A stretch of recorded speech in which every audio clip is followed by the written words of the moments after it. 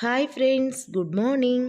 Welcome to Srilakshmi Atmakuri variety recipes and vlogs. Friends, ఈరోజు మీకు జిల్లెళ్ళమ్మోడి అమ్మవారి ఆశ్రమాన్ని అయితే చూపించబోతున్నానండి. మా వేటపాలెం నుంచి సుమారుగా 70 మంది ఈరోజు జిల్లెళ్ళమ్మోడిలో జరుగుతున్న కోటి లలితా సహస్రనామ పారాయణానికైతే అటెండ్ అయ్యామండి. ఇప్పుడు మనం చూడబోతుంది అమ్మవారి ఆశ్రమం అన్నమాట. చాలా అద్భుతంగా ఉంటుందండి. చుట్టూ మొక్కలతోటి మధ్యలో అమ్మవారి టెంపుల్, అలాగే అమ్మవారి కూతురు హైమావతి అక్క టెంపుల్, అలా శివుడి టెంపుల్, విఘ్నేశ్వర టెంపుల్ ఎంతో అద్భుతంగా ఉంటుందండి.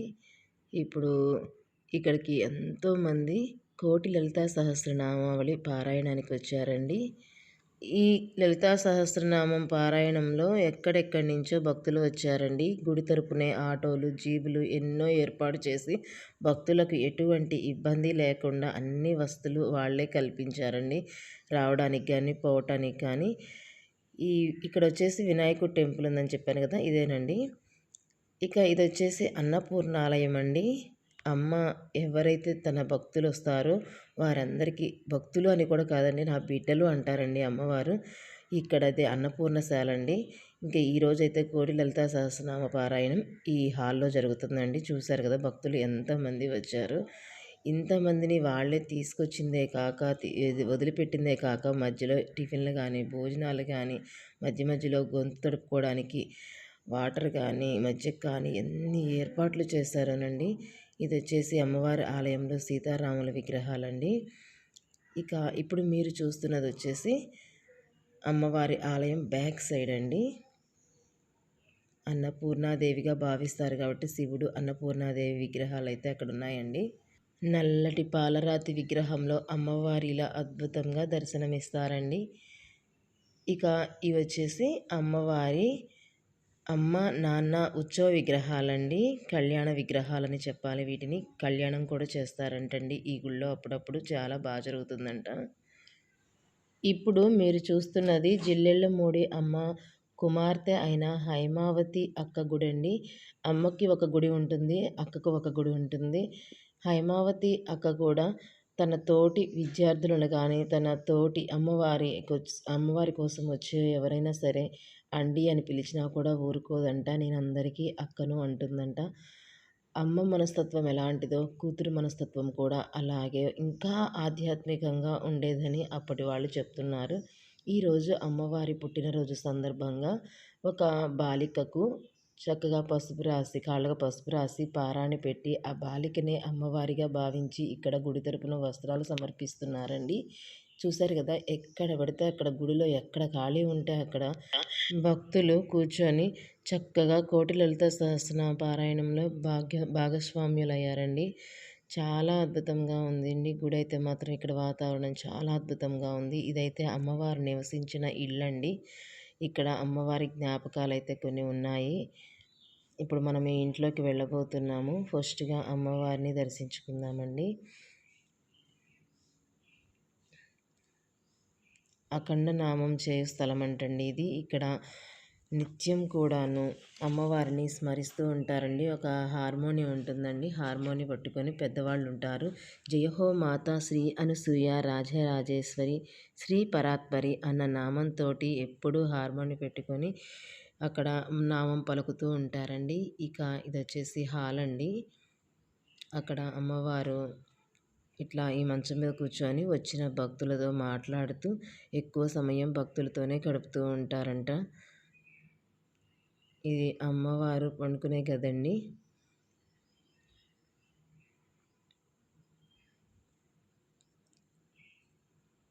ఈ గదిలో అమ్మవారితో చాలా అనుభవాలు ఉన్నాయని భక్తులు నెమరవేసుకుంటూ ఉంటారు. ఇది అమ్మవారు వంట చేసుకునే గదండి. ఇది అమ్మవారు పండుకునే మంచం అంటండి. భక్తులంతా కూడాను ఈ గదిలోకి వచ్చి అమ్మ చేత దీవెనలు పొంది అమ్మతో కాసేపు గడిపామన్న అనుభూతిని పొంది వెళ్తూ ఉంటారు. కాసేపు ధ్యానం చేసుకునే వాళ్ళు ధ్యానం చేసుకుంటూ ఉంటారండి. నిజంగా అక్కడున్న కాసేపు ఎవరో మనల్ని ప్రేమగా పలకరిస్తున్నట్టుగా అమ్మ దయ మన మీద కురిపిస్తున్నట్టుగా చాలా పీస్ఫుల్గా ఉంది అక్కడ వాతావరణం. ఇది అమ్మా నాన్న ఫోటోలండి. మేము అందరికీ అమ్మా నాన్నలం అని అంటారంటండి మాతాజీ ఎప్పుడు కూడాను. ఇక్కడ కూడా ఎప్పుడు నిత్యం అఖండ దీపారాధన వెలుగుతూ ఉంటుందండి. ఇక అమ్మ గురించి చెప్పడానికి వస్తే మార్చి 28వ తేదీన మన్నవ అనే గ్రామంలో గుంటూరు జిల్లాలో అమ్మవారు జన్మించారండి. తండ్రి పేరు సీతాపతి, తల్లి పేరు రంగమ్మ. జిల్లెళ్ళమూడి అమ్మ తన 2వ సంవత్సరంలోనే అతీంద్రియ జ్ఞానశక్తులను పొందారట. చిన్న వయసు నుంచే అమ్మ ఒక బాలికగా ఆటపాటలతో కాకుండా ఎక్కువగా ఆధ్యాత్మికంగా ధ్యానం చేసుకుంటూ గడుపుతూ ఉండటం చూసి వాళ్ళ అమ్మా నాన్నగారు కాస్త చింతించే వాళ్ళని మా అమ్మమ్మ గారు అప్పట్లో చెప్తుండేవాళ్ళు.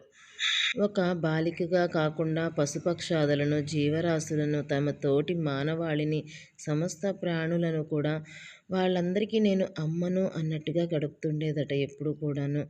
1936 మే 5వ తేదీన బాపట్ల నివాసి అయిన నాగేశ్వరరావు గారితో అమ్మవారికి వివాహమైంది. నాగేశ్వరరావు గారికి కొంతకాలం తరువాత విలేజ్ ఆఫీసర్గా జిల్లెళ్ళమూడిలో ట్రాన్స్ఫర్ అయిందంట. ఇక అమ్మవారు, అయ్యవారు ఇద్దరూ కూడాను అక్కడే నివాసం ఉండవలసి వచ్చిందంట. అందుకే కాలక్రమేణా అనసూయమ్మ అనే పేరు కాస్త జిల్లెళ్ళమ్మగా మారిపోయింది. ఈ ఇరువురి దంపతులకు 1944లో ఒక అందమైన అమ్మాయి జన్మించింది. ఆ అమ్మాయికి హైమావతి అనే నామకరణం చేశారు. హైమక్క కూడా తోటివారిని అందరినీ తమ తోబుట్టువులుగా భావిస్తూ అమ్మ కన్నా ఎక్కువ ప్రేమను చూపిస్తూ ఉండేదట. అమ్మ కన్నా కూడాను అతీంద్రియ జ్ఞానశక్తులున్నట్టుగాను, అలానే అమ్మ కన్నా ఎక్కువ ప్రేమ కూడా కనపరుస్తూ ఉండేవాళ్ళని మా అమ్మమ్మ గారు చెప్తుండేవాళ్ళనమాట. మా అమ్మమ్మ గారు ఆ రోజుల్లో హార్మోని వాయించేవాళ్ళు. మరి ఎప్పుడైనా ఈ అమ్మ దగ్గరికి వచ్చారేమో నాకైతే తెలీదు. ఈ అమ్మవారి అనుభవాలను మాత్రం మాతో ఎప్పుడూ షేర్ చేసుకుంటూ ఉంటారు. అమ్మవారు ఏది చెప్తే అది జరుగుతూ ఉంటుందని అంటుంటారు. ఇప్పుడు మీరు చూస్తున్నది కళ్యాణ మండపం, అమ్మవారి ఆశ్రమంలోది. ఇక్కడ ఎన్నో పెళ్ళిళ్ళు జరిగాయని చెప్తుంటారు. అమ్మవారు అప్పట్లో వాక్కు చెప్తుండేదట. వాళ్ళ పిల్లలకి సంతానం కలగని వాళ్ళకి సంతానం కలుగుతూ ఉండేదంట. వాళ్ళందరూ కూడా ఆ కళ్యాణ మండపంలో ఫంక్షన్స్ చేసుకునేవాళ్ళంట.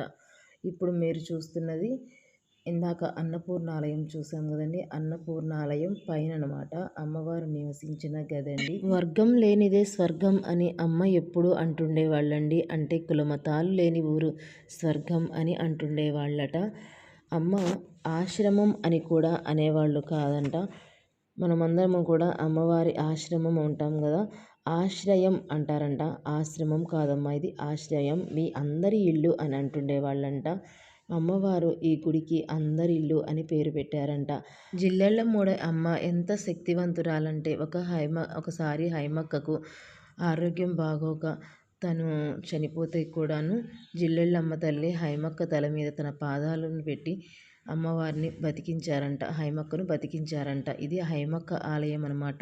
ఇది మా అమ్మమ్మ అనుభవం నాతో ఒకసారి షేర్ చేసుకుంది. అమ్మకి అంత శక్తి ఉంది అని చెప్తుండేది.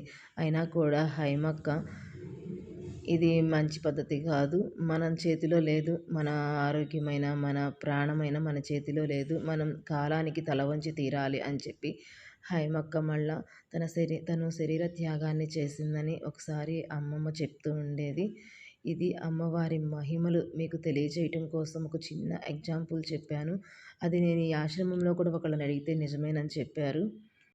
జిల్లెళ్ళమూడి అమ్మవారి గురించి నేను ఇన్న అనుభవాలు మీతో షేర్ చేసుకున్నాను. తప్పులేమన్నా ఉంటే క్షమించండి. ఇక కోటి లలిత సహస్రనామ పారాయణం అయితే అయిపోయిందండి. ఇక మేమందరం కూడా ఇళ్ళకు బయలుదేరిపోతున్నామండి. మరి నా వీడియో కనుక మీకు నచ్చినట్టయితే తప్పకుండా లైక్ చేయండి, షేర్ చేయండి. అన్నట్టు నా ఛానల్ సబ్స్క్రైబ్ చేయకుండా తప్పకుండా సబ్స్క్రైబ్ చేసుకోండి. Bye bye.